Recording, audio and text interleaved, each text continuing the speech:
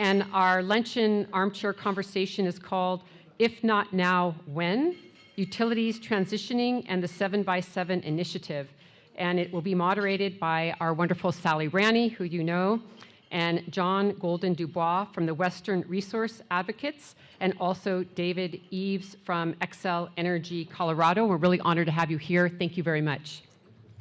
Thank you for those introductions. And this is going to be a very dynamic conversation because we have an amazing nonprofit advocacy group that has been working with a utility company, Xcel Energy, here in Colorado, and they together have made tremendous strides.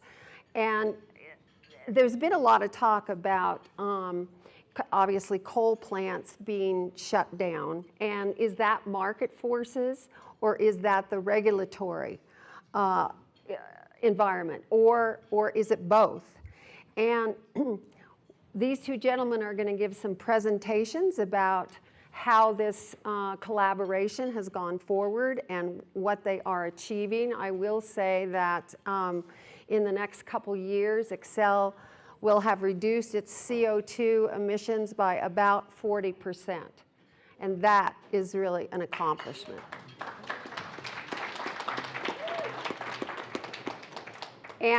And Western Resource Advocates has been working really closely to help guide that process in a way that works for the Public Utilities Commission, for customers and ratepayers, and for the energy company. So our first presentation is John Goldin-Dubois from Western Resource Advocates. Thank you. Good Earth. Okay, we'll start there.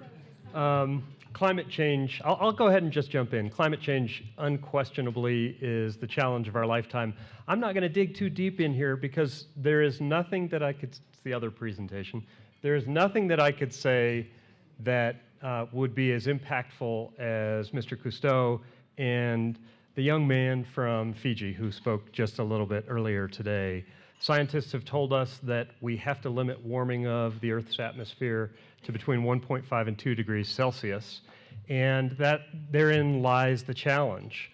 What we have done at Western Resource Advocates is we've taken the approach of really thinking about how do we get the reductions in carbon emissions that we need to see fast enough in the current political environment, and how do we get reductions that are large enough to get us to our goal.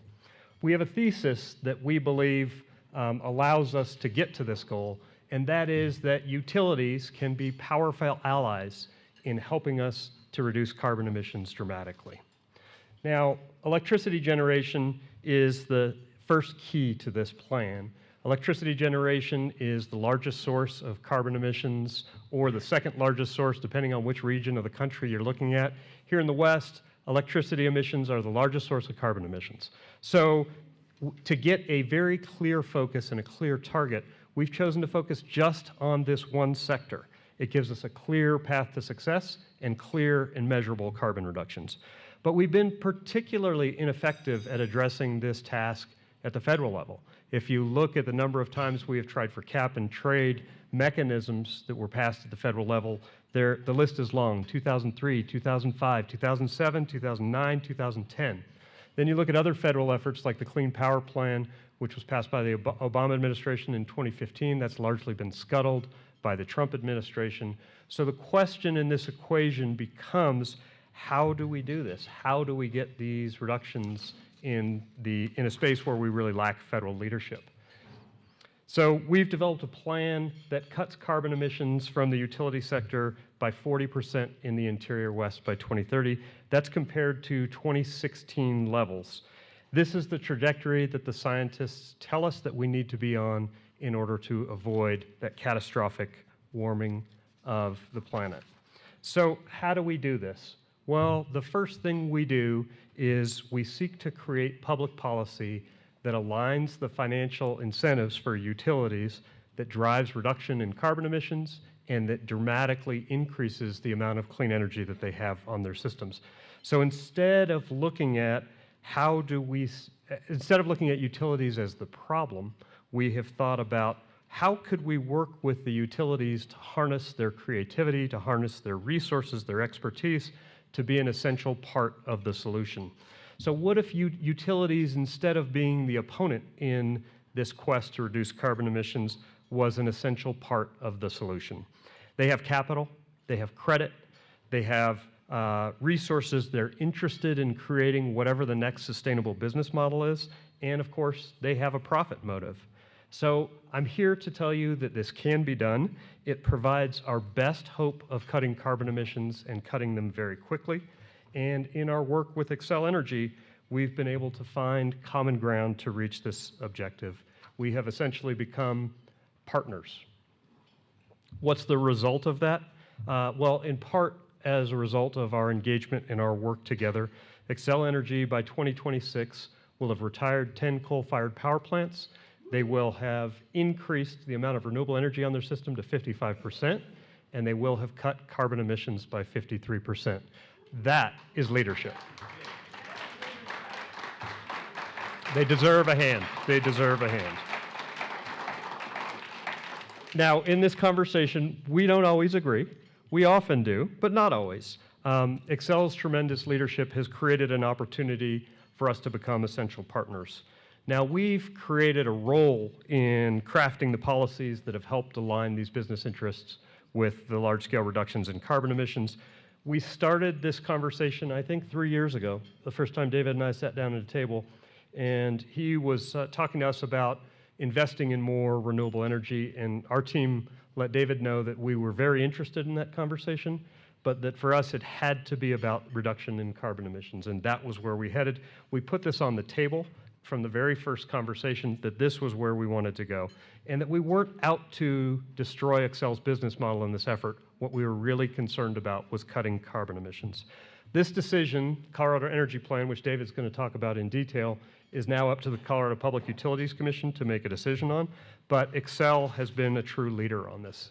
So how do we take this experience with one utility and apply it at scale across the region? Well, what we do is we look at these big 7 utilities. These 7 utilities on their own are responsible for 70% of the carbon emissions from the utility sector in the western United States. So they're also very powerful political actors. There is abundant sunshine and wind throughout this region that you're looking at. There's an aging coal plant fleet that is ripe for retirement, and there are opportunities for renewable energy that's generated in this area to feed other parts of the country. We believe that these conditions ensure a rapid transition to clean energy, and that the West can be one of the first regions in the country to decarbonize, providing a model for other regions in our country and other places around the world. We have a very simple transformation plan. Retire coal, replace as much of that coal as possible with clean, renewable energy, wind, solar, geothermal, battery storage, and then we take steps to modernize the grid to do 2 things. 1, to hold demand growth flat so that we're not ever increasing our use of energy, and second, to ensure that we can accommodate the large amounts of renewables that are going to come online. So it takes us from a region that today looks like this and is still primarily powered by coal to a region that looks much more like this, a region that is primarily powered by clean energy. We plan to take this work to the 6 other utilities across the region with the same goal, dramatic carbon reductions on a fast timescale. The same work we've done with Xcel that has led to major carbon reductions can lead to an over 60% reduction from each of these other 6 utilities in the region. That's consistent with what the science is calling for today, and it has major implications not just for the utility sector, but for the transportation sector as we electrify there. Our plan is 7 years, 7 utilities, 40% region-wide carbon emission reduction, 60% for each of these 7 major utilities, which puts us on track to meet the science-based targets. That's it. I'm going to turn it over to David, who I think is going to talk about the work that Xcel has done. Thank you.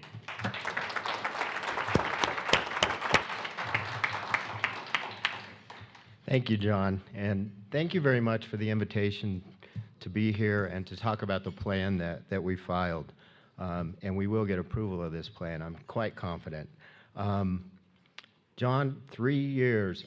I thought I was going to say 2 years, but I guess time flies when you're having fun. It's kind of funny, when you do utility resource planning, we do a big resource plan every 4 years in most of our states. So this stuff moves like at a snail's pace, and you're planning way ahead, looking at a 30-year period, looking at the life of the assets that you're making decisions about. So sometimes it feels like we don't move as fast as we'd like to, but I think we just keep doing wave after wave after wave. This plan, which will take us out through 2026, retire 2 more coal units and add a whole bunch of renewable energy and storage, is a lot like previous plans where we did clean air, clean jobs and retired all the metropolitan area coal plants and the plant in Boulder. But it took 6 years to implement that plan. So it's funny to track this and plan and keep stretching forward. So before I go into, I'm just going to share a few details with you, but before I do that, I want to say that this is not unique to Xcel Energy Colorado. Our company, we operate in 8 states. There's actually 4 different operating utility companies. We operate in the upper Midwest, Minnesota, North Dakota, South Dakota, Wisconsin, and we also operate in Texas and New Mexico. And we have been a clean energy leader, a major investor in wind power for a long time. For 12 straight years, we're the #1 wind providing utility in the country. We're in a race right now with Warren Buffett's company, and they just eked ahead of us, so I guarantee you that we're going to retake the first spot. But we've been doing this a long time. This plan is different, though, and I take a lot of pride in thinking about what's been done here. We've had plans that have retired coal plants before, and we've also added a lot of renewable energy, some solar, but tremendous amounts of wind. This is the first time that we've put the whole package together.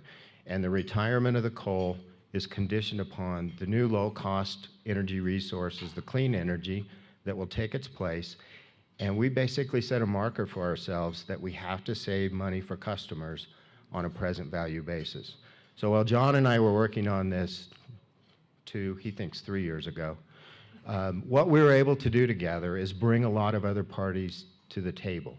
And we have large customers, we have consumer advocates, we have labor organizations, the unions, we have renewable energy organizations, people from all walks of life. So we ended up with 16 parties that signed an agreement that said we want to bring this forward and do a more aggressive resource plan.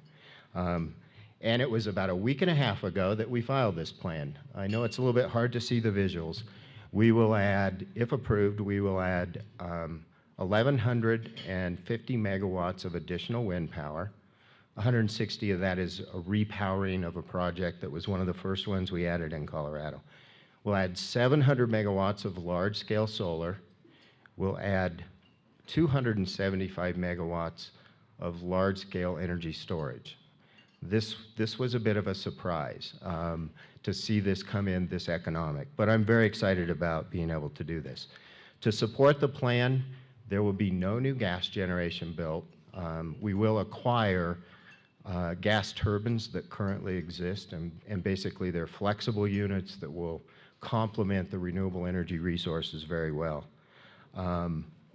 And we're going to cause the investment of between the one wind farm that we propose to own and the rest of these projects will cause $2.5 billion of investment to occur in 8 different counties in Colorado, Northeast Colorado, Southeast Colorado, the central part of the state. This is helping the economies of rural Colorado supply a clean energy for us in this state.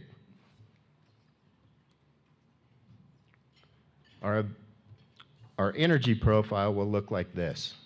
Today, we're still predominantly fossil fuel energy, with renewables almost 30%, and we will move to one of 2 paths. The lower path is the one that we've recommended strongly. It's the one that saves our customers $200 million on a net present value basis, and we will be at 54% or so renewable energy. You can see that coal will take the major part of the decline and natural gas generation will drop just a little bit. And this is what our renewable energy trajectory looks like for Xcel in Colorado and our CO2 reductions. on the left-hand chart. Yeah. And it's also important to note that we're eliminating other important harmful emissions. We're eliminating and reducing SO2 and NOx emissions. So with that, I'll say one other thing. We have to keep doing this, and I think the economics are coming to fruition where we can do this and save our customers money. Our residential customer bills in Colorado, while we've added all this renewable energy, have fallen by 9% in the last 4 years. And most people don't realize that. But we want to do this and keep our bills low, make sure that customers who can't afford a big energy bill can continue to have their needs met. So we're doing a lot of that through conservation, reducing use per customer, as well as cleaning up the emissions and investing in clean energy. But there's one other really important part of this, and I won't go into a lot of detail, but we said about this, the 2 units that will close are in Pueblo, Colorado, and they've been operating since the early 1970s. There's a community there that doesn't have the low unemployment rate that we have in Denver, that basically is not economically doing as well. And we are determined to work with the community, and siting a whole bunch of solar projects right around Pueblo is part of how we can wrap our arms around that city and make sure that a community that's hosted us, that's operated our plants for 4 decades, that we don't just pick up and walk out of town. We have to make sure, I think of that as being sustainable.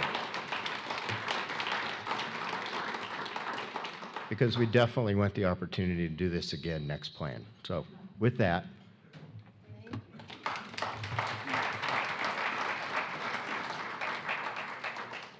So I've got a couple basic questions about certain regulations or not getting regulations, how they have affected this process. And one is just very recently, FERC, the Federal Energy Regulatory Commission, was pursued by DOE to extend to struggling coal plants financial subsidies. And good for FERC in that they said, no way. So how has that affected your strategy in, in decommissioning some of these coal plants? So, I'll go ahead and start. So that was an attempt that occurred early this year.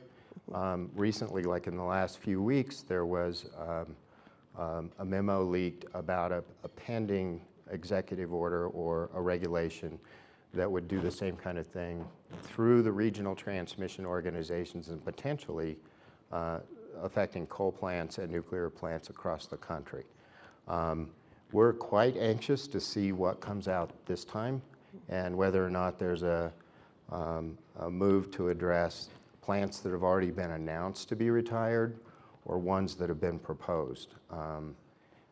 This basically illustrates the kind of political pressure that exists on both sides of these issues. There are strong forces that want to retain, the technology that's been used in the past.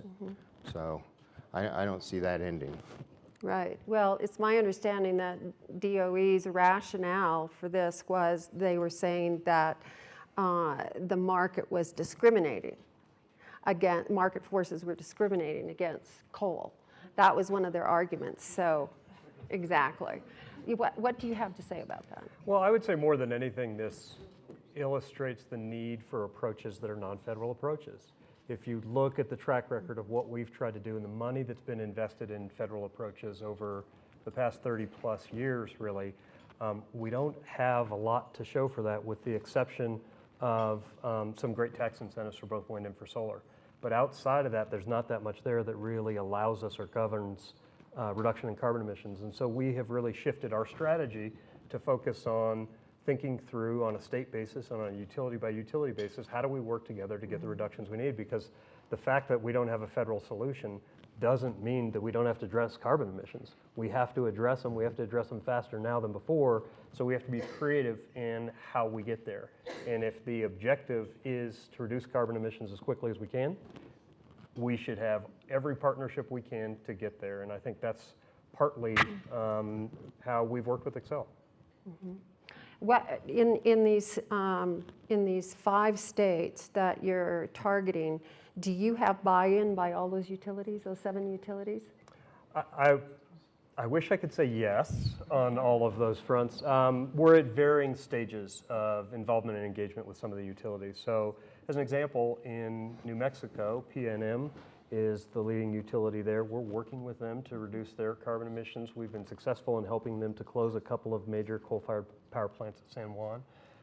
We are having good discussions with Tucson Electric, and those two are probably at the forefront.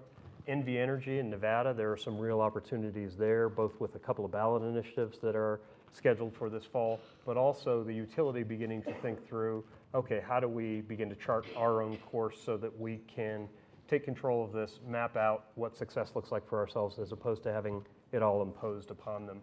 A little more challenging is some of the Utah, Wyoming, Pacific-Core relationships, and then with a couple of the other utilities in Arizona. So there's a pretty broad spectrum, but we think we can make inroads everywhere. Great, great. David, I wanted to ask you, I read somewhere that the 25-year plan is like 2,000 megawatts. And I'm just wondering if what is the plan beyond 2026? Everyone always asks about the next plan. And that's good. That's kind of what I alluded to. It's once we get a plan nailed and we need to get this one approved, the immediate focus of a lot of folks, including John's organization and people on our team, will be what's next, what makes the most sense. And we see things changing in terms of the relative economics of solar, the amount of storage that came into this process that's likely to get built, I think is a game changer. It may be the biggest installation of battery storage in the country that occurs here associated with these solar projects. That's going to teach us a lot. It's going to help us learn how we can take the penetration of renewables further. So each resource plan every 3 to 4 years gets highly informed by when we added the Comanche Solar in 2016. That really helped us understand a lot more about the operation of a large-scale solar facility and how to incorporate that. So I expect that there will continue to be, unless things change dramatically with the tax credits or we don't see continued reduction in the cost of the renewables, both wind and solar and storage, I think that we'll continue to chip away at further modifications and modernization of our fleet. Well, a question, a 2-part question for each of you is, do you have to fiddle with the transmission system in any way? And then the second question is, how many new jobs really are you anticipating through 2026 in Colorado? And how many have you projected if you achieve what you're trying to do with the 7x7 project? How many real jobs have you projected that? So, David? Okay, I'll start with the question about the transmission. Part of the magic and the recipe that works so well here, we could only have added probably a gigawatt of additional renewables to the Colorado system. But the retirement of nearly 700 megawatts, 660 megawatts of coal, where it's located close to Pueblo. We have the transmission infrastructure there. It's a great spot for wind, but it's an even better spot for solar. So basically, in one plan, we're freeing up the transmission and timing the renewables to be there right before we retire the coal. So that solved a lot of the transmission. In this plan, we'll have 2,500 megawatts of investment between our company and independent power producers in new wind, solar, and batteries. And we will only have about 200 million of investment in transmission. And most of that is static VAR compensation on the lines to keep these heavily loaded lines reliable, interconnections, and a little bit of work in the Denver metro area to make sure that we can bring this power in. But that's a pretty small piece of transmission build to accomplish that much investment in renewables. And what about jobs in So- Colorado? So we're filing a report on Wednesday, and I was told by my team, the lead school of business at CU has run the Ranney model for us and done the economic analysis. And I was told that I do not have permission to release the jobs number. But there will be. We've studied this for Pueblo because of the impact on the community, and then we've also looked at it statewide. And it produces economic benefits and job benefits overall. Okay. So I'll start also with the grid modernization and transmission question. I think our teams now, David's team and my team, are talking about what are some of the best ways to address grid modernization. We think it has to happen. There's a lot that can be done on what is a very old grid, essentially, to modernize and to accommodate these large amounts of renewables and storage projects that we see. So I think that's coming in the future. I do think on the jobs side, I would go back to a report that has been issued by an arm of the chamber here in Colorado that showed about and a different report by American Wind Energy Association that shows 60,000 clean energy jobs in Colorado and 2,500 coal jobs in Colorado. So if you want to think about what this looks like in a region like ours in the West, you can start there. The reality is that's in a state where still the majority of power comes from coal. 2,500 jobs with about, across the state, so Xcel plus all of the other utilities together, we're probably under 20% renewable energy. And that's 2,500 jobs in coal and less, about 25% renewable energy and 60,000 jobs. So if you look at what those implications are as we retire more coal, bring more clean energy online, we see very positive net benefits and jobs across the region. Great. This is a fantastic model that can be taken to other states, and so is the Hawaii model for 100% renewable by 2045. We've got a couple minutes left, so I'd like to take some questions. This fellow was first.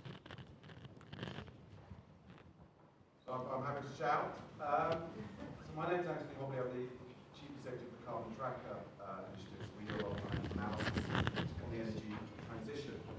You touched on this, but one of the things that we found in recent analysis of coal-fired generation in both the US and Europe is we've reached a paradigm shift where the majority of coal-fired generation is now more expensive than many of the cleaner alternatives. And we found in the US, for example, and this was across the whole of the US, so it will change from state to state, but 78% of coal-fired generation now effectively has to be subsidized by the ratepayer to compete with cleaner alternatives. So the current trend, I think we felt it would be something like $10 billion a year by 2020. In some US states, that will amount to 10% of the bill. So how much are you factoring in the fact that this transition, this removal of coal from the mix, can actually save the ratepayers money on their electricity bills? And how are you sort of using that as a lever in this transition? So it's a extremely important lever. It was the condition upon which we were able to bring this plan forward. We told the governor, we told our stakeholders that John helped bring together, that signed this agreement, that we would reduce costs. So, you know, there's no doubt wind and solar have come down in cost. The responses we received here in Colorado to the RFP made the trade press every time we had to make any announcement about it. It's highly recognized. But even then, it's very complicated. Coal may be more expensive than wind, but you can get coal generation to serve your customers when you need to. Wind is non-dispatchable, so pairing it with storage, improving our forecasting, and actually this is all evaluated in a pretty sophisticated model that looks at how all these resources interact together and how we take higher and higher penetrations of the non-dispatchable renewables. But the economics are extremely important. In your comments, you mentioned storage very briefly, said it was a pleasant surprise in your newest plan. Would you amplify on that briefly? Yeah, so our proposed plan will have 275 megawatts of storage associated with the solar. I think that'll be a record for our country. It's receiving the benefit of the production tax credit, or excuse me, the investment tax credits. So for the first 5 years, it has to operate by charging the batteries with solar. After that, we can charge it from the system.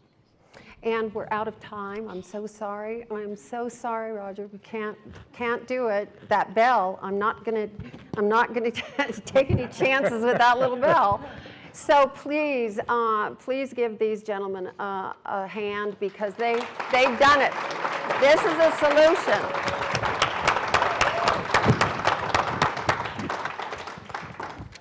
So a little surprise here before we let you go off the stage, John.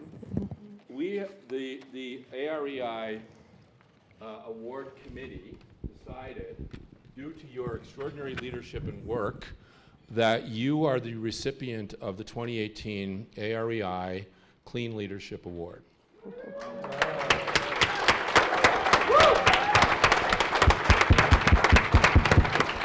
Thank you. And could we get a photograph, please, from one of our? And maybe I'll tell you what. Yeah, you have Sally to. present that. You Wonderful. have to take Here's a- this off. Be very careful.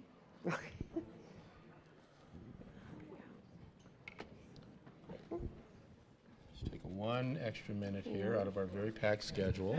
We Maybe. need to honor the leaders of the solution movement. And there's the Earth sitting on its clean leader pedestal. There you go. You hold it. You hold it.